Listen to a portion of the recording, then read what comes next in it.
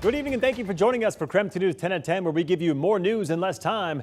Let's get started. Wildfires and making states more resilient against them was a topic of discussion at the Western Governors Association's annual meeting in Coeur d'Alene this week. Among those in attendance, U.S. Secretary of Transportation Pete Buttigieg.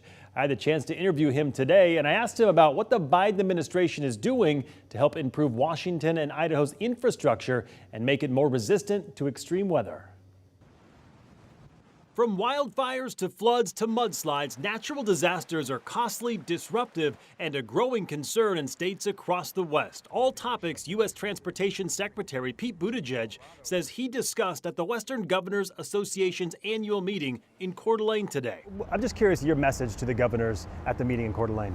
Well, my main message is about partnership. Look, we don't agree on everything, but I sat down today with Republican and Democratic governors who are interested in ways to make sure that they can have better roads and bridges and airports and all of the other things that we work on. The motion is adopted. Buttigieg pointed to the bipartisan infrastructure bill passed by Congress last year, which he says will yield real results for people in Washington and Idaho.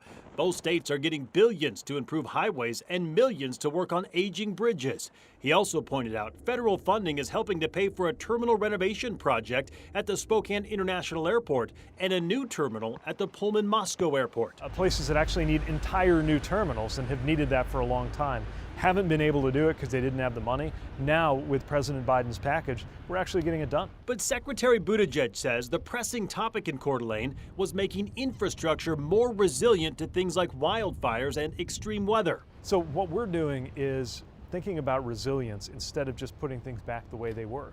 If you've got a road that's getting washed out by extreme weather events every year or two, should we really be rebuilding it the exact same way? Or can we design it in a smarter, better way so that it's more robust with all of the problems that are coming our way? He says later this week, his department plans to roll out an initiative to make U.S. transportation more resistant to extreme weather, a growing problem, especially in the West. The effects of climate change are upon us, and whatever words you use to describe that issue, it is real, it is here, and we got to do something about it. And if you want to see my full interview with Buttigieg, just head to the KREM 2 YouTube page tonight. All right, let's talk weather today, because today we officially hit triple digits in Spokane. Chief Meteorologist Jeremy Lagoud joining us now. And Jeremy, this is just day one of a stretch of potential 100-degree days, right? Yeah, the way I'm looking at it, we got 3 more to get through, and even then, Monday's still looking quite hot. Excessive heat warnings remain in effect through Sunday now. We've been talking about this for a few days, how it just looked like Sunday was going to add to this ongoing stretch of triple digits, and it does. It's eventually going to start taking a toll on all of us, and you're going to notice it. You're going to be a little short, you're going to be a little cranky, you're going to just not quite feel yourself. And with temperatures struggling to drop after dark, it takes a toll. 87 right now in Spokane, but look at Deer Park the past few nights. Deer Park's been down in the upper 60s by now, and you're in the 70s, 90s still in Moses Lake. It is a very, very hot evening. We were monitoring a couple possible dry thunderstorms today, but most of that activity stayed up in Canada. For us, it was a miss, and temperatures on the warm side. Overnight, we do drop down to near 70, but by tomorrow, we're back in the triple digits. All right, sounds good, Jeremy. Thank you very much. Well, tonight, Interstate 5 in Seattle is back open after a truck carrying explosive chemicals caught fire. Take a look at this video. Dramatic helicopter video shows the truck on fire, blocking the freeway in both directions. You can see there are several explosions in less than a minute. According to witnesses, the truck appeared to have warnings that it was carrying volatile chemicals. Putting the fire out proved challenging because crews had limited access to water due to the truck's location. So they had to request water trucks from the Seattle Department of Transportation and from Boeing.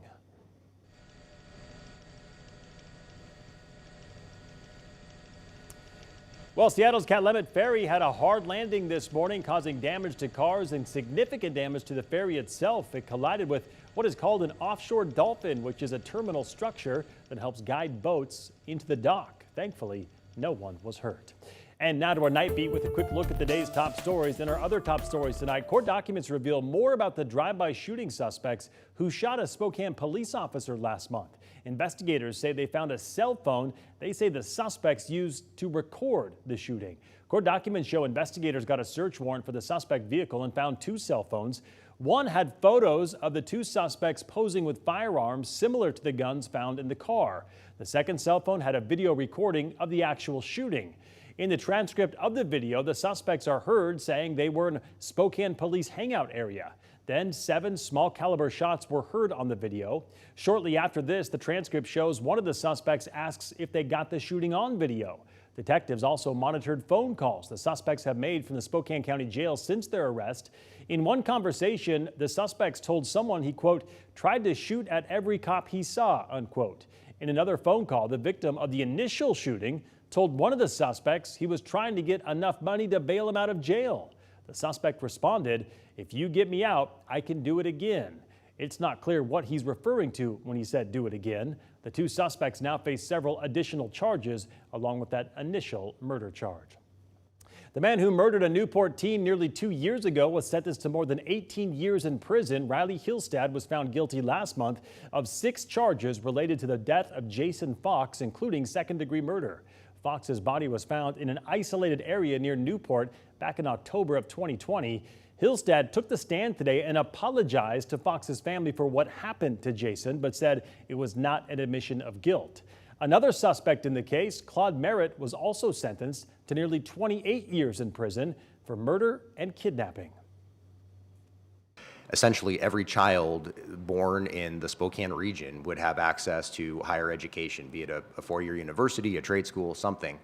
Today, Spokane City Council discussed how to allocate more than $27 million to support the community in post-pandemic recovery. This is the 3rd round of funding allocations from the American Rescue Action Plan Act, or ARPA.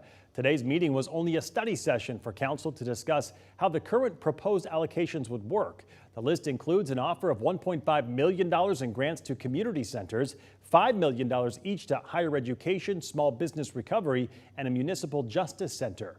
For a full breakdown on what that money could go towards, just head to our website, KREM.com. Council will vote on this list of proposed allocations at its meeting coming up on Monday. And that was your Night Beat. To learn more about any of these stories, just text us the word night to 509-448-2000 and we'll send them directly to your phone. In other news, President Joe Biden met with a group of corporate executives as signals flashed of an economic downturn. There's no doubt we expect growth to be slower than last year and for the rapid clip we had. But that's consistent with the transition to a stable, steady growth and lower inflation. The Commerce Department reported that gross domestic product shrank from April through June at an annual rate of 0.9%. The government's broadest measure of the economy has now declined for 2 straight quarters, and traditionally, that's a sign of recession. Right now, Americans are struggling with both higher borrowing rates and stubborn inflation, and the economy's last recession lasted just 2 months in 2020 at the height of the pandemic. The United States now has more monkeypox cases than any other country in the world. The CDC says the case numbers are only going to increase. There are 4,600 confirmed cases in the U.S. right now, around 109 cases in Washington state, a majority of those in King County. None have so far been reported in Spokane County. And today, our sister station in Seattle heard exclusively from the first person to be diagnosed with monkeypox in our state. Since then, so much more information has come to light, and we know a lot more about the pace that it's spreading and how fast that it's spreading, and yet it still seems like the reaction hasn't really changed much. Ryan says King County Health was extremely helpful to him, but there was still a lot of unknowns with the disease. Ryan has since asked to get vaccinated and has been told by King County that he's not considered eligible. Right now, the Biden administration is still deciding whether to declare monkeypox a public health emergency, which would open up more resources to fight it. Meanwhile, Spokane Regional Health District is trying to get a jump on the disease before it gets here. Just a lot of people that are scared, a lot of people that are having a little bit of a PTSD moment relating back to the 80s when the AIDS crisis started and people weren't getting a lot of information. SRHD is reaching out to people who have had who have been identified as high risk and offering them the vaccine. At this time, the health district has a limited supply with just 320 doses. According to them, high-risk groups include those with weakened immune systems, LGBTQ members who have had close intimate contact with other men in the past 14 days where monkeypox is spreading, and anyone who's had skin-to-skin contact with someone who has an active case of monkeypox. Washington should receive additional doses of that vaccine in late August, they said. And that was your KREM 2 News 10 at 10, where you get more news in less time. But don't go to bed just yet. After the break, Chief Meteorologist Jeremy the Goo breaks down what we can still expect from this year's wildfire season. We are back in just 90 seconds.